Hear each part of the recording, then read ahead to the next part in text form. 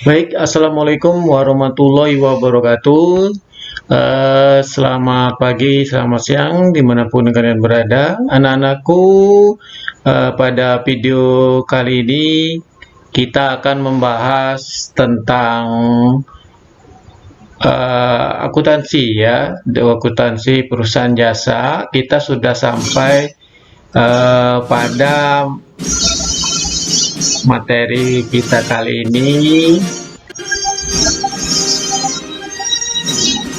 adalah tentang jurnal penyesuaian perusahaan jasa ya.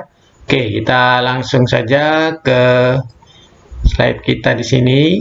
Jadi kita membahas tentang bagaimana jurnal penyesuaian seperti yang sudah disampaikan pada pertemuan-pertemuan sebelumnya, bahwa ada beberapa ayat-ayat penyesuaian yang akan kita pelajari di sini. Nah, kita lihat dahulu. Di sini adalah kompetensi dasar, yaitu kita sudah masuk kepada kompetensi dasar 3.3, yaitu menganalisis penyusunan siklus akuntansi pada perusahaan jasa. Nah, di mana nanti untuk keterampilannya kita membuat laporan keuangan perusahaan jasa. Inilah kompetensi dasar pada semester pertama di kurikulum penyederhanaan ini. Kita hanya sampai kepada KD 3.3. Baik, selanjutnya kita lihat di sini tujuan pembelajarannya. Ya, di sini peserta didik dapat mendefinisikan pengertian jurnal penyesuaian. Kemudian peserta didik juga dapat mengidentifikasikan akun yang perlu penyesuaian. Kemudian peserta didik dapat menjelaskan pengertian masing-masing akun yang perlu disesuaikan. Kemudian peserta didik dapat menganalisis ya pencatatan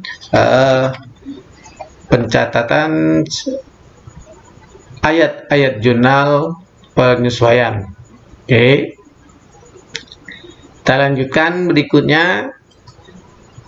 Ya, di sini kita lihat bahwa ayat jurnal penyesuaian di sini adalah jurnal yang dibuat karena adanya ketidaksesuaian antara akun-akun perkiraan-perkiraan pada neraca saldo dan keadaan yang sebenarnya. Nah, di sini artinya apa? Bahwa kita ketahui di dalam penyesuaian ini, mengapa perlu adanya penyesuaian? Bahwa kita lihat ada data-data yang tercatat ini ya, dari data sebelumnya nanti ini akan tercatat pada yang namanya neraca saldo. Nah, kemudian ada data lain dalam hal ini adalah data penyesuaian akhir, yaitu yang dilakukan pada akhir periode. Nah, disinilah nanti akan ada perbedaan dari neraca saldo dan data penyesuaian. Nah, karena adanya perbedaan itulah, maka diperlukan ayat jurnal penyesuaian. Sehingga nanti akan diketahui berapa nilai akhir daripada aktiva ataupun akun-akun yang ada di dalam perusahaan jasa tersebut. Oke. Nah, akunnya apa saja? Nah, sini kita lihat akun-akun yang memerlukan penyesuaian ya. Yang pertama kita lihat nanti ada perlengkapan. Yang kedua ada beban dibayar di muka atau profit expense. Nah, di sini nanti ada dua, yaitu dicatat sebagai harta ya atau neraca dan dicatat sebagai beban atau ikhtisar laba rugi. Yang ketiga, di sini ada beban yang masih harus dibayar, accrued expense ya. Kemudian ada pendapatan diterima di muka, deferred income. Nah, di sini juga ada dua pencatatan, dicatat sebagai utang atau kewajiban dan dicatat sebagai pendapatan. Kemudian pendapatan yang masih harus diterima, accrued income, penyusutan akibat tetap ya, depreciation, dan penyediaan barang dagangan ya, akhir di sana. Nah, oke. Nah, kita lihat yang pertama, bahwa yang pertama di sini ada perlengkapan atau supplier. Nah, di sini ada dua pencatatan. Pencatatan yang pertama dia dicatat sebagai harta ya. Nah, dia dicatat sebagai harta. Di mana cirinya? Nah, ini adalah key-nya ataupun kita untuk memudahkan kita mengingatnya ya. Jadi kata bakunya ini ada di sini, bahwa ketika perlengkapan ini dicatat sebagai harta, maka formatnya beban pelengkapannya di debit, kemudian pada pelengkapan berada di sebelah kredit. Nah, nilainya di sini yang digunakan adalah sejumlah yang terpakai, ya. Nah, jadi ini yang harus kita perhatikan adalah bagaimana ayat jurnalnya. Di sini sudah jelas, ya. Nah, sekarang kita lihat contohnya. Pada neraca saldo per 31 Desember 2006 terdapat akun perlengkapan. Nah, di sini yang kita jadi fokuskan, yang di warna hitam tebal di sini, inilah yang artinya bahwa perlengkapannya itu dicatat sebagai peralatan, ya, sebagai perlengkapan, ya. Jadi perlengkapannya ini dicatat sebagai harta. Jadi perlengkapannya ini dicatat sebagai harta akan terlihat di sini. Nah, kita lihat kembali bahwa pada neraca saldo per 31 Desember 2006 terdapat akun perlengkapan 6 juta. Nah, pada waktu perhitungan ternyata nilai perlengkapan yang masih ada sebesar 3.500.000. Nah, buatlah ayat penyesuaiannya. Nah, inilah tadi saya katakan, kita harus tahu dulu di sini, kuncinya nih di sini, bahwa ketika perlengkapan dicatat sebagai harta, maka ayat jurnalnya adalah beban perlengkapannya di debit pada perlengkapan di kredit. Nilainya adalah yang terpakai. Sehingga di sini sudah kita tentukan dahulu, ya. Sudah, karena kan sama kan? Beban perlengkapannya di debit, perlengkapan di sebelah kredit. Nilainya adalah 2.500.000. Nah, dari mana 2.500.000 ini? 2.500.000 ini kita lihat. Nah, ya. Tadi kan ada nilai perlengkapan di dalam neraca saldo. Ini ada 6 juta, ya, ada 6 juta. Nah, kemudian di sini kita lihat ternyata nilai perlengkapan yang ada, artinya masih ada di dalam gudangnya itu, atau yang terlihat secara fisik itu ada tinggal 3.500.000. Ini kita kembali lagi ke sini, ya, bahwa yang nilainya adalah sejumlah yang terpakai.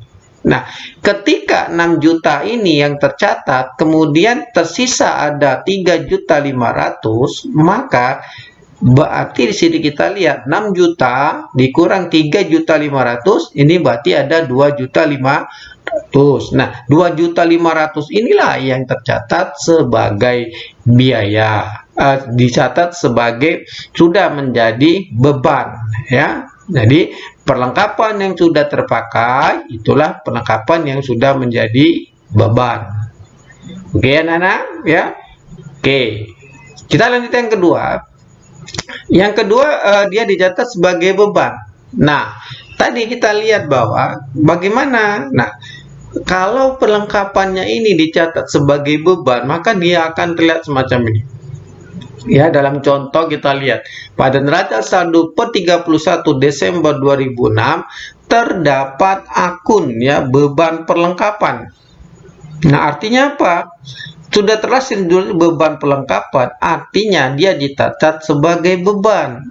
Ini kita kembalikan lagi formnya. Dia beda, dibalik saja. Perlengkapannya sekarang berada di posisi debit, beban perlengkapan berada di posisi kredit. Ya. Nah, sekarang nilainya adalah sejumlah yang belum terpakai. Oke.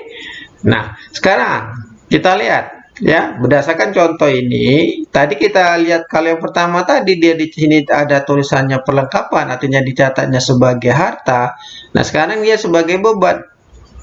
Nah, ayat jurnalnya adalah beban perlengkapan di debit pada perlengkapan di sebelah debit pada beban perlengkapan yang berada di sebelah kredit. Nah, nilainya ya kita lihat kan di sini kita lihat bahwa sejumlah yang belum terpakai. Tercatat ada 6 juta, kemudian dalam perhitungan ternyata nilai perlengkapan yang masih ada sebesar 3.500.000. Ya, berarti itulah yang merupakan perlengkapan yang belum terpakai, sehingga format jurnalnya perlengkapannya di debit, beban perlengkapan berada di sebelah kredit. Nah, ini artinya pencatatannya sebagai beban, ya. Oke, sudah satu kita bahas tentang perlengkapan. Nah, baik anak-anak sekalian, kita lanjutkan kembali yang kedua, ya. Berikutnya di sini, yang kedua di sini adalah tentang, kita lihat dulu ya, saya besarkan dulu saja ya, kita lihatkan dulu. Oke, beban dibayar di muka. Nah, ini kita lihat ya, beban dibayar di muka di sini, ini adalah biaya yang sebenarnya biayanya ini belum menjadi biaya pada saat pembayaran, tetapi sudah dilakukan pembayaran secara tunai, ya. Nah, kita akan sini ada dua beban atau dua pendekatan yang akan digunakan untuk mencatat beban dibayar di muka atau prepaid expense. Yang pertama, dia dicatat sebagai harta. Nah, di mana cirinya? Ya, kita lihat ya. Nanti kita lihat di sini.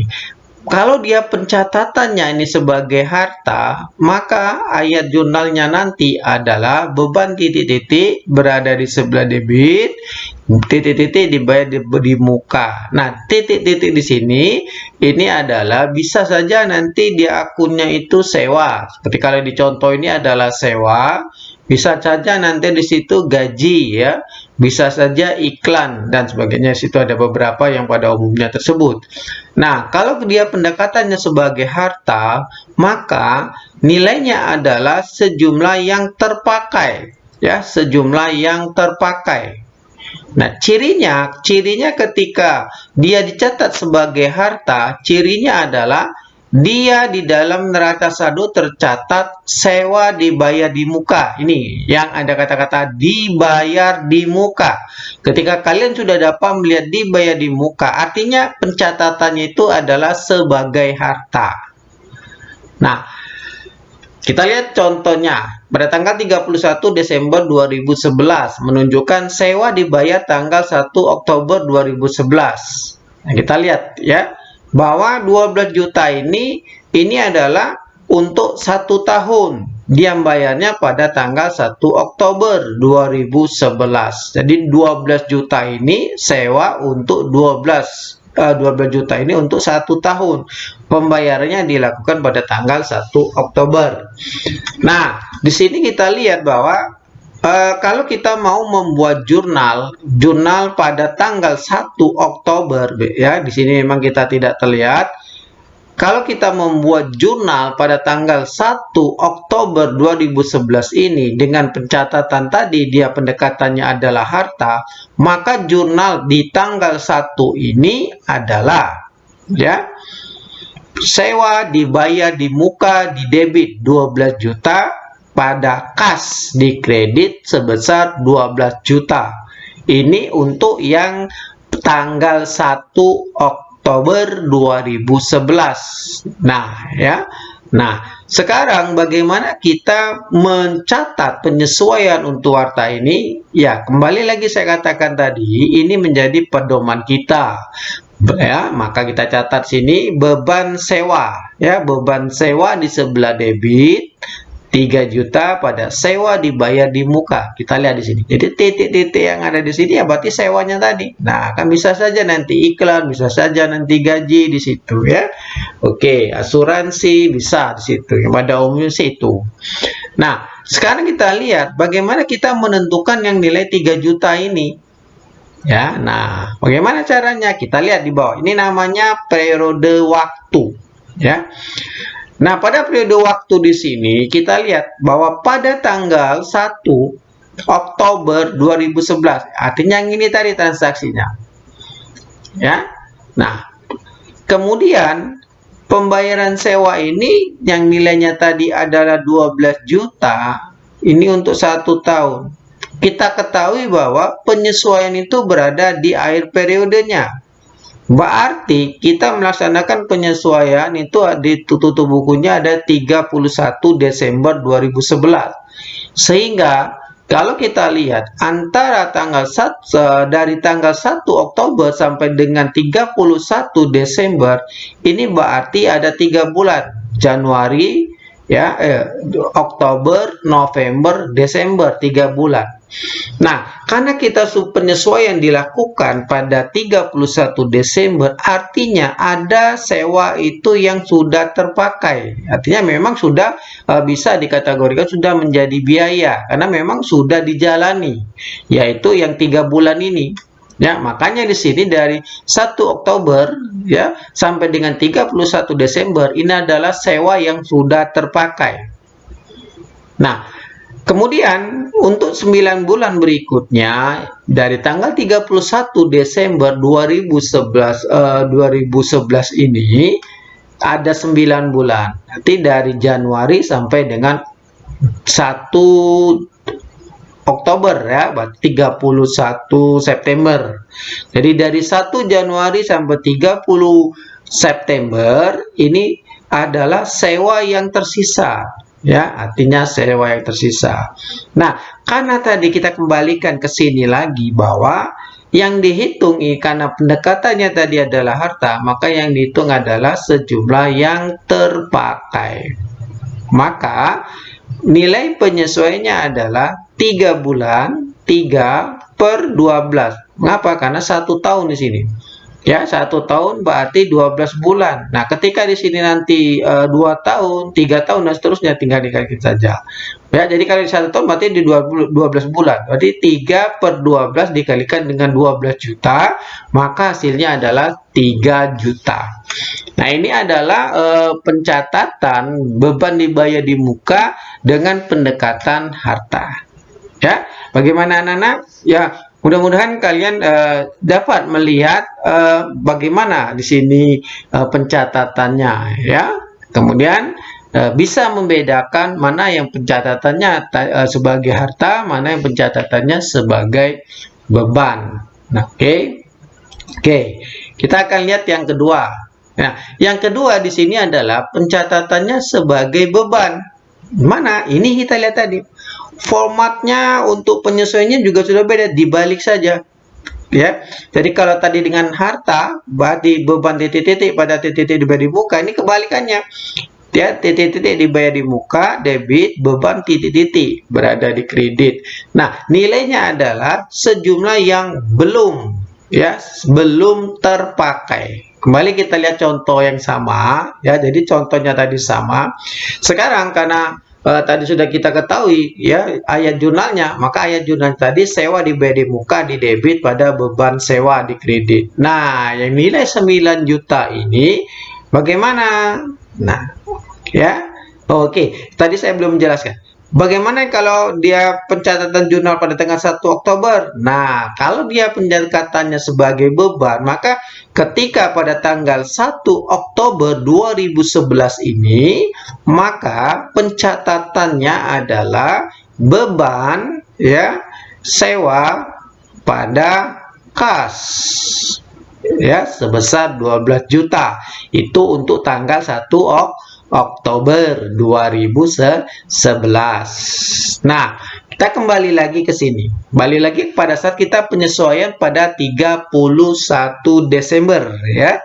Nah, sekarang tanggal 1 ini tadi sudah. Nah, tadi sudah kita jelaskan tadi bahwa 1 Oktober sampai 31 Desember ini adalah yang sudah terpakai. Yang tadi sudah kita hitung itu. Nah, berarti yang kalau 3 bulan sudah menjadi beban, berarti kan masih ada 9 bulan. Nah, 9 bulan ini dia yang belum terpakai sewanya tadi, belum menjadi beban di situ. Sehingga caranya adalah dari mana 9 jutanya tadi, berarti tinggal kita lihat di bawah sini. Nah, ya, 9/12 dikali 12 juta sama dengan 9 juta. Ya. Nah, bagaimana anak-anak? Ya, 2 ayat penyesuaian sudah kita buat. Tinggal kalian mengulangi kembali, melihat lagi dengan teliti bagaimana membedakan setiap akun-akunnya, bagaimana perhitungannya. Yakinlah kalian pasti bisa. Oke, kita lanjut.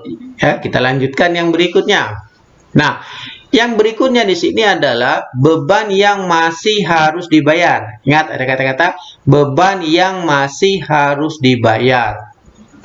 Format untuk penyesuaiannya di sini adalah beban titik-titik pada utang di sebelah kredit titik-titik. Nah, nilainya ya, jadi nilainya sini kita lihat sejumlah yang masih harus dibayar ya, sejumlah yang masih harus dibayar. Contoh ya, suatu perusahaan melakukan pembayaran gaji karyawan setiap minggu 4.500.000. Pembayaran gaji dilakukan tiap Sabtu pada periode akuntansi 2015 tanggal 31 Desember jatuh pada hari Kamis. Maka penyesuaiannya adalah, nah ya.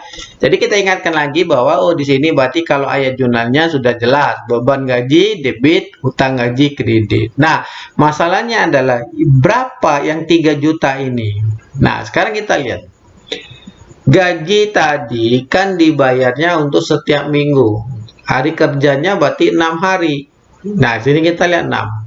Ya, pembayaran gaji dilakukan tiap hari Sabtu. Pada periode akuntansi 2015 tanggal 31 jatuh pada hari Kamis. Kita lihat di sini. Ya. Senin, Selasa, Rabu, Kamis.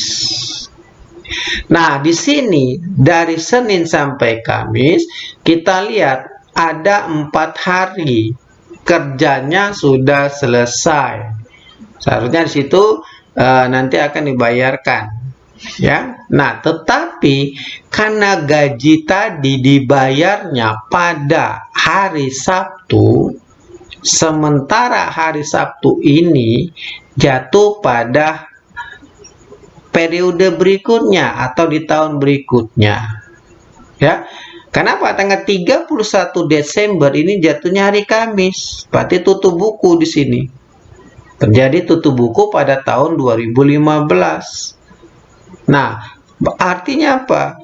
Di hari Sabtu yang pembayaran gajinya ini dilakukan pada hari Sabtu, berarti Jumat dan Sabtu ya, itu kan sudah masuk kepada periode berikutnya. Jadi kalau kita lihat di Kamis ya, Kamis melakukan tutup buku, lakukan penyesuaian, tetapi gajinya belum bayar.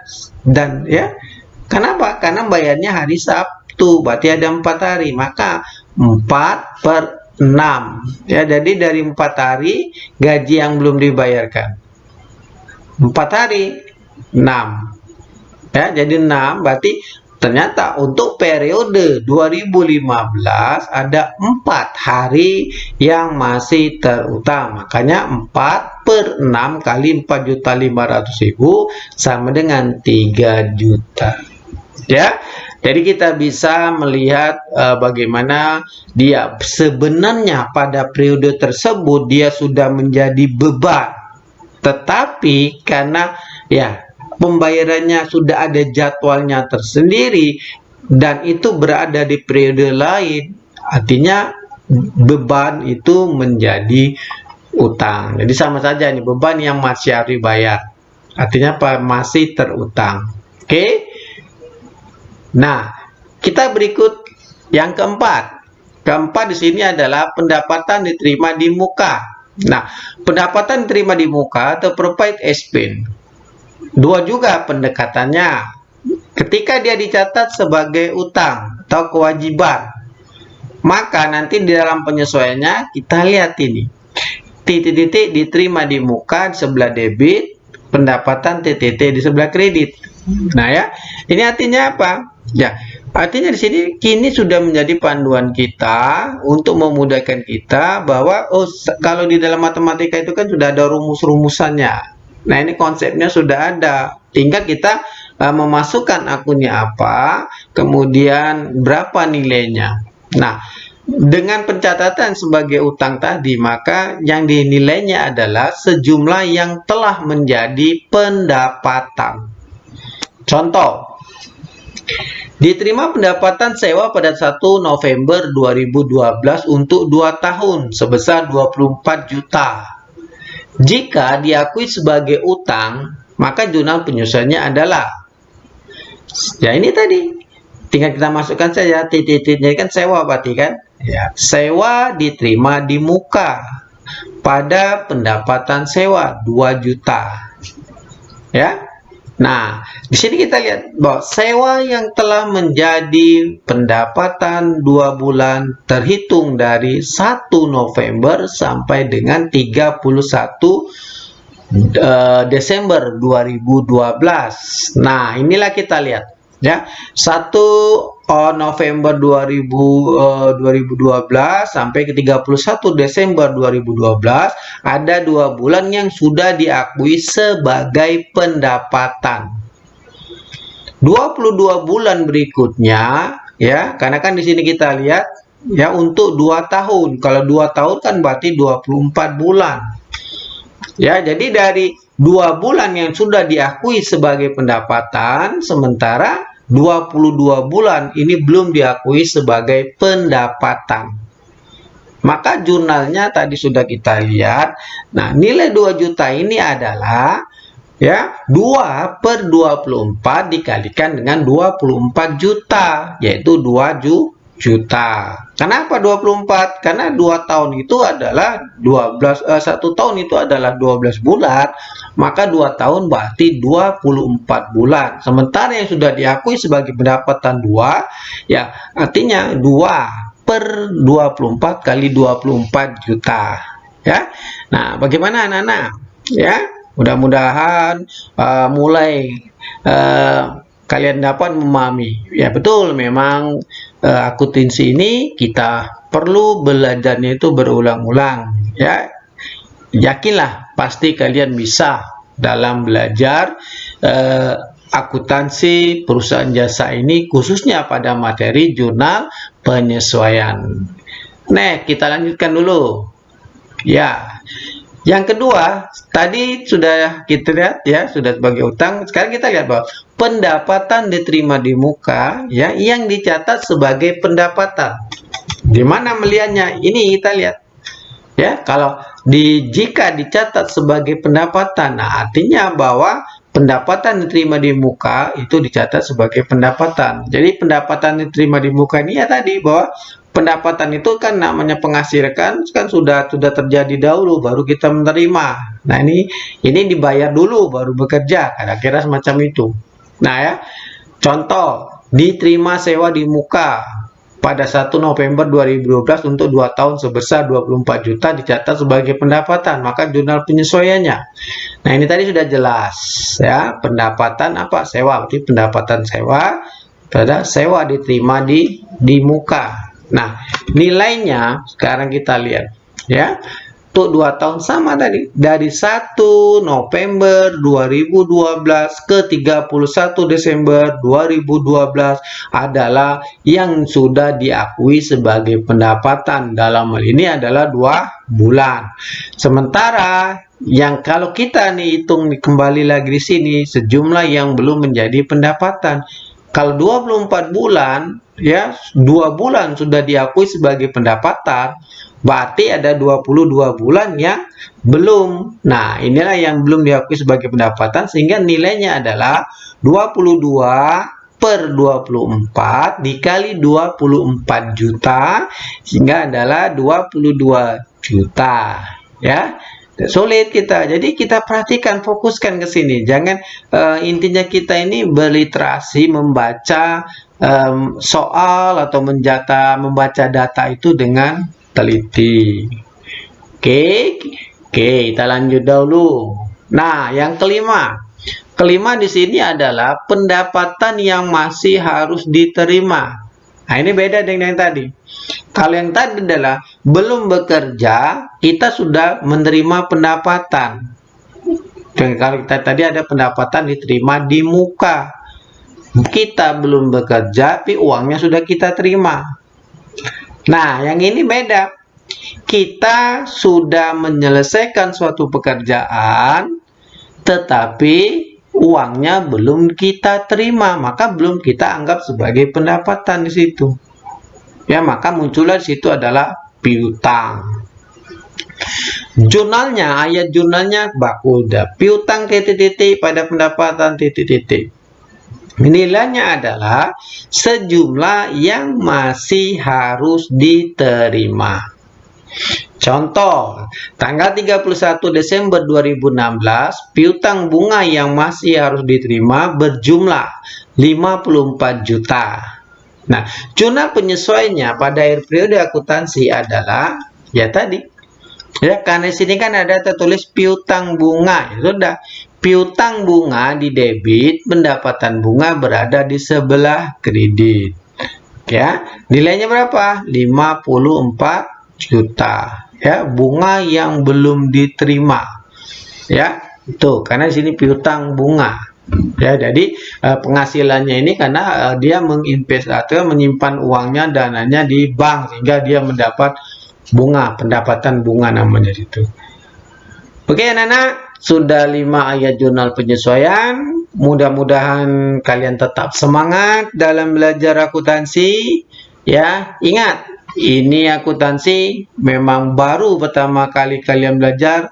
Saya yakin pasti dengan kemampuan yang kalian miliki, kalian tetap semangat dan banyak sekali sumber-sumber pembelajaran kita tentang akuntansi di sini. Dengan kondisi zaman yang sekarang ini, teknologi lebih maju, kalian lebih cepat belajarnya. Asal ada kemauan pada diri kalian sendiri, ya. Gunakan start belajar. Kalau saya sering sampaikan di kelas itu, kalian belajar harus menggunakan start, ya. Start lari jarak pendek, ya, sprinter, ngebut di situ. Ya, itu saya selalu memberikan motivasi kepada kalian ataupun siswa-siswa saya. Baik, lanjutkan. Kita yang keenam, penyusutan aktiva tetap. Ya, nah ini di sini kita lihat bahwa penyusutan aktiva tetap, ayat jurnalnya tetap sama, ya, bakunya semacam ini. Beban penyusutan titik-titik pada akumulasi penyusutan titik-titik, tinggal tergantung apa aktivanya itu apa, ya. Nah, sejumlah yang disusutkan. Nah, kita lihat contohnya di sini. Tanggal 1 Agustus 2011 dibeli peralatan seharga 62 juta, ya. Taksiran umur ekonomisnya 20 tahun. Nilai residunya 2 juta rupiah. Jurnal penyesuaiannya untuk tanggal 31 Desember ada 2011 adalah, ya, kita masukkan saja peralatan disusutkan 62 juta, ya. Beban penyusutan peralatan pada akumulasi penyusutan peralatan 1.250.000. Nah, bagaimana kita cara menghitung penyusutannya? Nah, ini kita lihat bahwa penyusutan itu rumusannya adalah HP. HP ini adalah harga perolehan dikurang NR. NR itu nilai residu atau nilai sisa, ya. UE ini adalah umur ekonomis. Nah, tinggal kita masukkan datanya bahwa penyusutan, ya, per tahunnya di sini adalah 62 juta dikurang 2 juta sama dengan 20 juta. Ya, nah 20 juta, maka kita lihat, ya, penyusutannya berarti 5 bulan ini Agustus, ya, sampai Desember. Ya, kita lihat Agustus, September, Oktober, November, Desember. Berarti ada 5 per 12 kali 3 juta. Ya, penyusutannya 1.250.000. Jadi maksudnya apa sih ini? Kalau kita lihat di sini kan umur ekonomisnya 20 tahun, ada nilainya 62 juta, ya. Artinya bahwa penyusutan per tahunnya di sini adalah 3 juta. Ya, jadi dari mana 3 juta ini? Ya, penyusutan per tahun 3 juta. Nah, karena ini kita mau menghitung penyusutan untuk 5 bulan, berarti 5 per 12 kali 3 juta, maka penyusutannya adalah 1.250.000. Maka penyusutan yang tahun 2011 adalah 1.250.000 rupiah. Oke, anak-anak, lanjut kita materi yang berikutnya. Ya. Untuk yang satu tadi masalah pencatatan persediaan barang dagangan belum saya bahas karena itu nanti masuk kita ada dipelajari pada semester genap, ya, karena untuk mensingkat waktu. Nah, baik, untuk anakku semuanya, materi sudah saya bahas kepada kalian. Nah, sekarang kita akan lihat bagaimana contoh untuk menyelesaikannya dengan menggunakan data kalian yang sebelumnya sudah kita bahas ya. Oke, kita lihat dahulu. Saya ajak kalian untuk melihat. Nah, perhatikan, ini kita ambilkan contoh ya, ada data. Nah, jadi ini anak-anak, ini adalah rangkaian materi-materi kita yang sebelumnya ya. Ini ada data soalnya, pembahasan jurnal umum, kemudian ada buku besarnya, kemudian ada neraca saldo, kemudian ada data penyesuaiannya ya. Nah, ini sudah kita siapkan ya, sudah saya siapkan data formatnya. Sekarang kita langsung saja ya. Kita lihat di sini kita akan ada data neraca saldo, kemudian ada data penyesuaian ya. Oke. Nah, sekarang kita lihat. Sekarang kita akan lihat dulu beban gaji yang masih terutang ya. Itu tadi beban gaji yang masih terutang sama saja dengan beban gaji yang masih harus dibayar. Sudah menjadi beban pada periode tersebut ya, tapi belum dilakukan pembayaran sehingga muncullah utang. Oke, bagaimana caranya? Kita perhatikan sini ya.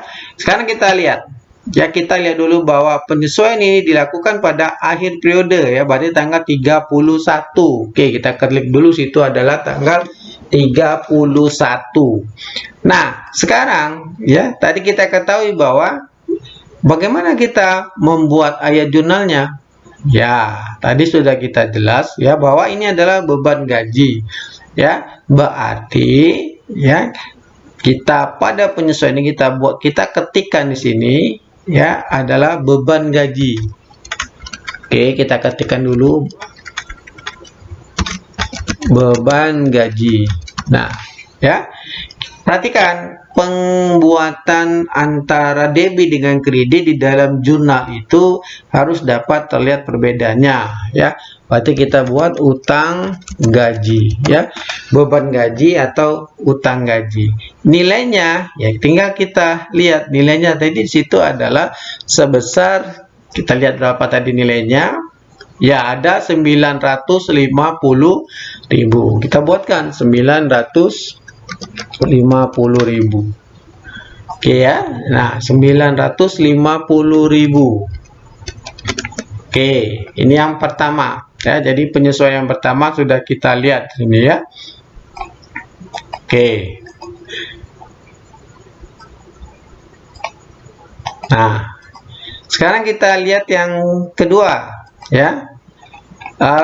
Sewa dibayar di muka tanggal 1 Juli 2014 untuk masa 1 tahun. Kita lihat sewa di sini dicatat sebagai apa? Nah, tadi sudah saya katakan ketika ada dibayar di muka, oh berarti itu pendekatan beban yang dibayar di muka, berarti pencatatannya sebagai harta. Kenapa? Ada kata beban dibayar di muka, itu kuncinya tadi ya. Sekarang kita lihat sewa dibayar di muka 4.800.000. Di sini dibayarnya tanggal 1 Juli. Seperti yang saya katakan tadi bahwa pada tanggal 1 Juli 2014 itu jurnalnya adalah sewa dibayar di muka pada kas sebesar 4.800.000. Itu kalau kita mau melihat jurnal pada tanggal satunya. Sekarang kita lihat jurnal pada akhirnya. Kita buat kembali 31 misalkan ya, 31 ya. Nah, sekarang dia sudah menjadi beban. Berarti apa kita lihat di sini tadi kan ada penyesuaiannya sewa dibayar itu. Tadi sudah kita katakan, kita ada format bakunya sudah. Berarti beban sewa. Nah, ya. Pada sewa dibayar di muka ya.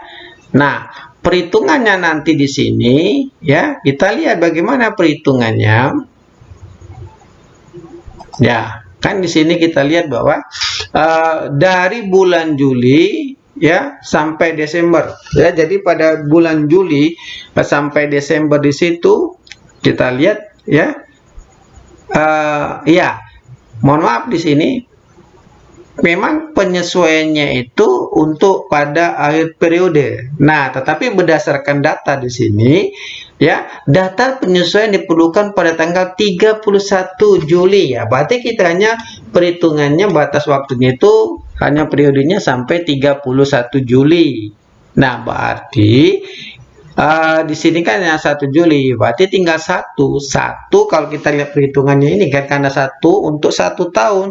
Nah, sementara ini ya, tadi ada di bulan Juli, di akhir periodenya, berarti dari tanggal 1 Juli sampai dengan 31 Juli, berarti cuma 1 bulan.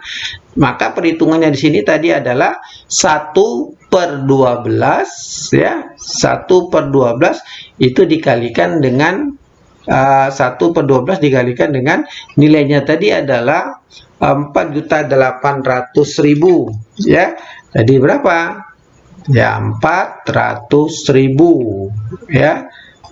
Kita lihat di sini saja, berarti nilainya adalah 4 ya, 400.000.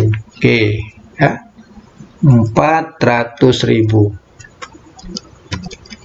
Nah ya, dari mana 400.000 tadi? Ya, 1/12 ya, karena kita kan di akhir periode Juli ini yang kita hitung cuma 1 bulan ya, karena itu tadi adalah untuk 1 tahun. Berarti ini di sini karena dia untuk 1 tahun, berarti 1/12 kita kalikan dengan 4.800.000.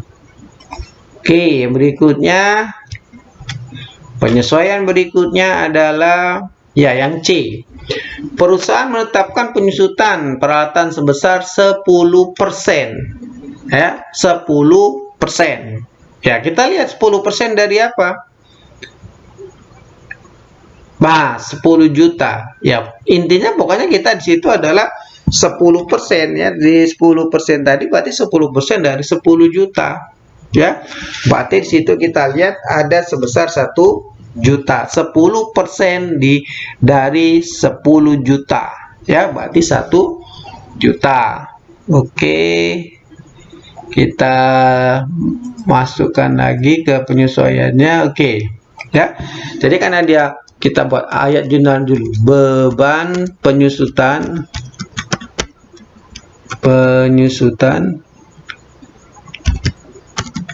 nah, apa tadi? Peralatan ya, pada akumulasi, kita singkat saja, akumulasi penyusutan peralatan ya.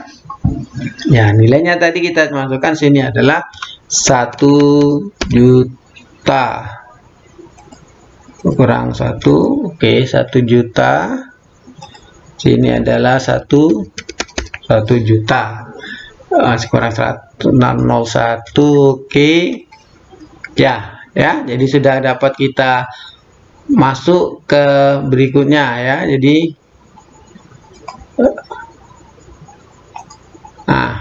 jadi dapat kita lihat bahwa penyesuaian aktiva tetap dia akan dihitung seberapa besar persentase penyusutan ya yang terjadi. Oke, kita lanjutkan lagi yang terakhirnya yang di pemakaian perlengkapan yang tersisa ya, yang tersisa 4.950.000. Oke, sekarang kita lihat ya, berarti sama tadi sudah katakan, kita ingat kembali tadi ayat jurnalnya ya.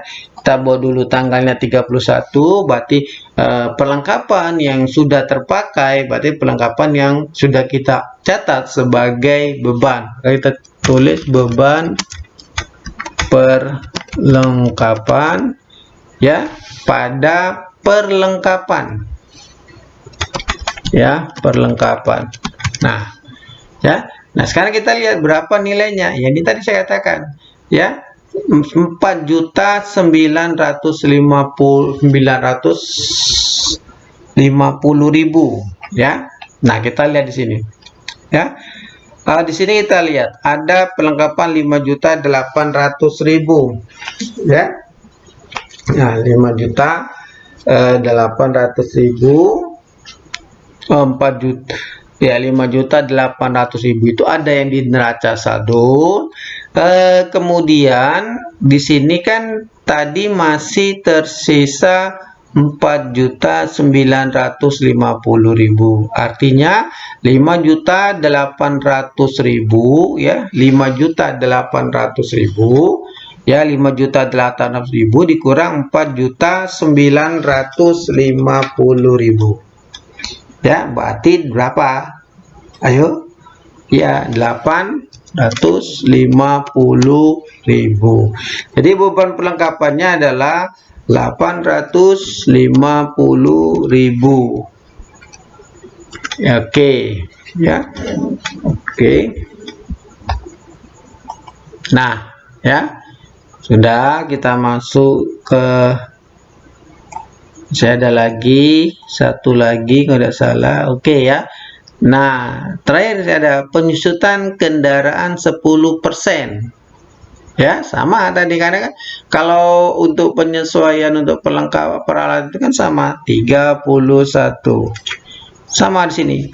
Beban penyusutan kendaraan. Nah, ya, pada akumulasi penyusutan kendaraan. Nah, ya. Sama, jadi ketika kita melihat ayat-ayatnya ini ya baku intinya sama sih.